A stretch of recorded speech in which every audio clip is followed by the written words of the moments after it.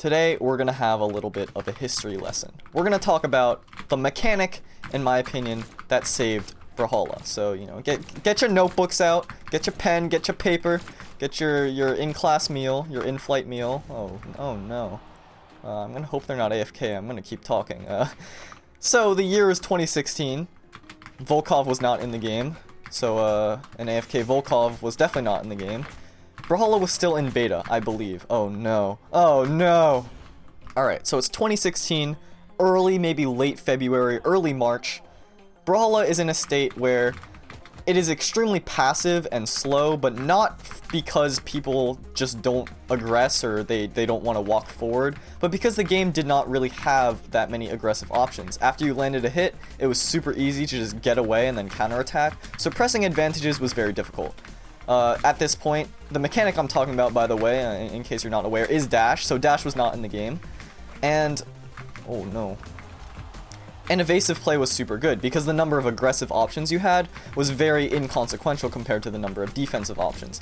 Dodge was extremely powerful. You could dodge in any direction on the ground at any time, as long as the cooldown was up, as opposed to right now where you can only spot dodge. And just the movement that you got from the dodge was a lot greater. So the devs decided, okay, we're going to need to add an aggressive option. So let's add chase dodge. And that's what they did. So the early implementation of the chase dodge, it didn't even have an official name. I believe we called it the golden dodge because it had this placeholder animation where you would flash gold. And essentially what would happen is every time you landed a hit, oh, they are gone. So every time you landed a hit, similar to how it works now, you would get a burst of momentum and a burst of invulnerability. The way it worked back then was a little bit different. It's had some tweaks since then to adjust and become more balanced over time, but that's the way that it worked back then, and it was the first implementation of it. The thing is that wasn't the only thing. So along with the ability to land it on hit, because we didn't have dash or anything like that, they also wanted to add a burst of movement speed. And so that's what it did. If you walked forward for enough time, if you got enough momentum, you were able to get a chase dodge off. And that chase dodge would be a tool to break neutral, to be aggressive with, and to overall use to up the pace of the game, up the speed of the game, and everything like that. And so that's what happened. They added the golden dodge. It was in test features. We tested it for a while. We decided, hey, let's add this to the game, and then devs were like, yeah, cool, we'll do it. And they added an official animation for it, and it became a staple mechanic. The thing is, that wasn't necessarily enough. Even with chase dodge, evasive play still had many more options compared to aggressive play, and it became this situation where although you had that one mechanic, again, it wasn't enough. And so the devs experimented, tested things in their own realm, the developer realm, the BMG Studios, and they came up with this idea, which they posted on Reddit. Back then, the community was a lot smaller, and a lot of dev interaction to the players took place on the subreddit. Now the subreddit is a place that I do not venture to. So it's a little bit different nowadays, but you know, it is what it is. And it was this new mechanic called the chain dodge. And so what they showed off was not only could you just get a chase dodge after hitting an opponent, but you could also get multiple chase dodges, up to 3. And you might be thinking, like, right now we can chain dodge, we can only do it twice, and I'll get to that, but yeah, you could do up to 3. So if you walked forward for long enough, you would be able to get 3 invulnerable approaches into your opponent as long as you had the momentum to do so. And that was really cool. So we tested it out, we're like, hey, this is really cool, let's add it to the game, and that's exactly what happened. And chain dodge became a staple, and it became this super strong neutral tool where you would get invulnerability if you walked forward for long enough. Super cool, super fun, everything is good in the world. Brawlhalla became more aggressive, everything that we wanted, and everything seemed to be alright. The thing is, as players started to get better and better, we realized that invulnerable approaches is a bit dangerous, because it means that there's really no counterplay. Actually, let me back up a little bit, because simultaneously along with this story is the story of LDZ, so I should back up and say. So during early 2016, a player named LDZ came around and slowly started winning tournaments left and right, until it suddenly became not slowly anymore, and he was just the guy that nobody could beat. And this was during the time of triple chain dodge, and so it seemed like he was just the best player bar none. He could kind of not even try go unarmed and still beat everyone in 1v1. Keep in mind he was also playing on US West servers, so he was lagging, and he was playing on a laptop with 30 FPS, which we did not know until later, which is kind of funny. But anyway, he rose to fame, he started winning all these tournaments, yada yada yada, wins the World Championship in 2016. Very exciting player, phenomenal movement, add on top of the fact that he had chain dodge in his back pocket, completely under his control, and that was just a player that nobody could beat. Won the World Championship with ease. So, anyway, as I was saying, we started to realize towards 2017 that these invincible approaches, as cool as they were, we started to get better. And we realized that the counterplay to them just didn't exist. And the thing is, you may think that having aggressive options be very powerful is a good thing. We want things to be aggressive and exciting. And yes, that is true. But the thing is, it was too powerful, to the point where you could not counter it whatsoever. The only way to counter the chain dodge, you couldn't contest it because they had invulnerability. You couldn't try and interrupt it because they had invulnerability. The only thing to do was to run away. And so that's what people started to do. As you would approach with chain dodge, because you had to walk forward to do it, it was easy to react to. You would just walk away the moment you saw someone walking towards you. Or you would jump away. Oh, I thought I had one more jump. You would jump away the moment you saw someone try to come towards you. And that's pretty much what the meta became. They are gone again. So mid-2017, that is the Brawlhalla meta. It's someone is walking towards you, okay, I'm just gonna back up, or I'm gonna jump away, because I just can't engage them. Even if I wanted to try and contest their chase dodge, even if I wanted to be aggressive, I couldn't. And so Brawlhalla is kind of at a standstill. What do? Like, we can't have an option that is, like, defining to our game, that is also killing our game. And killing, I say that's a bit of hyperbole, but if you take a look at some of the tournaments at that time, it is a lot of evasion. And you may think that Brawlhalla is like passive or not engaging or whatever right now, any of those things right now. But the thing is like, now we literally have unreactable approach options, which means that if you do a certain approach, your opponent cannot react to it. They have to predict it in order to punish you. And so a lot of the time when people get punished by passive players, they think they're super reactive, but really it's more so they're predicting what you're going to do because your timing is either obvious or they just had a read on it. But this was different. This was, you literally could not do it. It was a reactable approach because you could see them come towards you, but a reactable approach that you could not punish. Keep in mind, during this time, LDZ starts playing a lot less. Remember this storyline. This is the world champion we're talking about. He wins the first tournament of the year, the first big tournament. He wins another big tournament, 2 of the majors, and then he stops playing for a little while. Remy wins the summer championship, looking like he's gonna be the champion come next November with the world championship. I know I said championship a lot, but there was a lot of tournaments. So keep in mind, during this time, LDZ cannot go to an in-person event at all.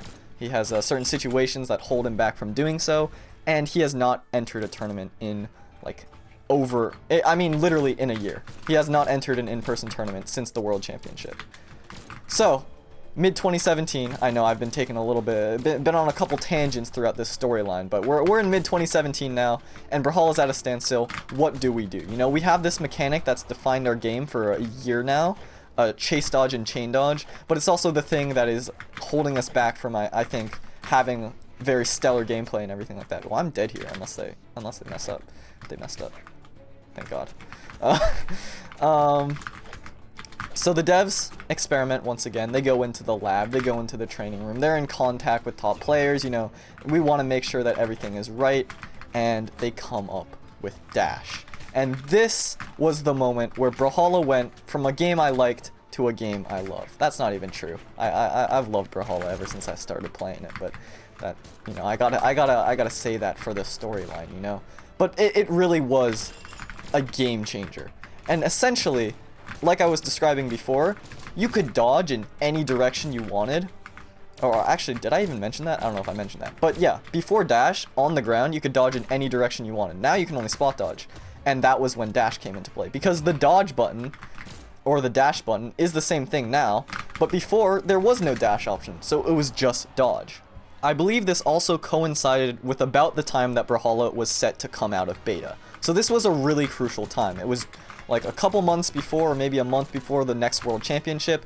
It was right when Brawlhalla was going to come out of beta, if I'm not mistaken, with that timeline. You know, I said it was history class, but I kind of don't have the exact dates, but you know, I don't know what else you expected from me. This was a really, really crucial time. And what Dash offered, and keep in mind, whenever change happens, whenever change is suggested, it's always controversial. Oh, I jumped into the cannonballs. I'm not going to do that twice, though. He says, foreshadowing that he may do it a second time. It was controversial, to say the very least. It was in test features. People were like, this changes Brawlhalla too much.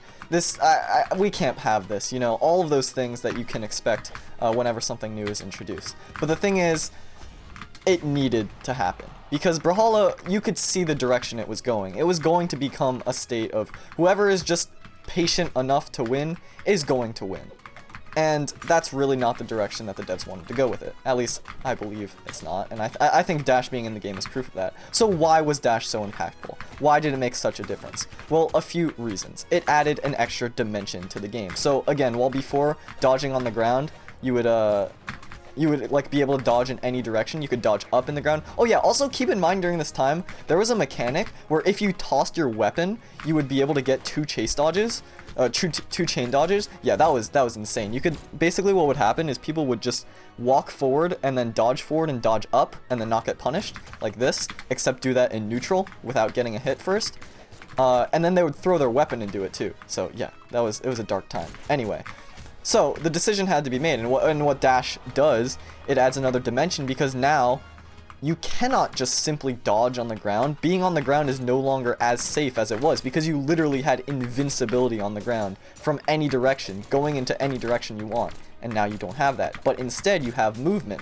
So rather than dodging things with invulnerability, now you actually have to dodge them with movement. It adds a layer of skill. Additionally, there's dash jump, which we're all familiar with, which is like a half jump height attack that literally just didn't exist. In order to get a Sair like the Sairs I'm doing right now, you would have to jump, fast fall Sair, and that is obviously so much slower and very reactable, and that's the key, reactable. Dash makes things unreactable, which adds aggressive options without being invulnerable, which means there is counterplay as well as a strong aggressive option, which is exactly what we wanted. Dashing on the ground also obviously gives a burst of speed, and dash dancing adds a bit of movement mind games, things that we just didn't have before.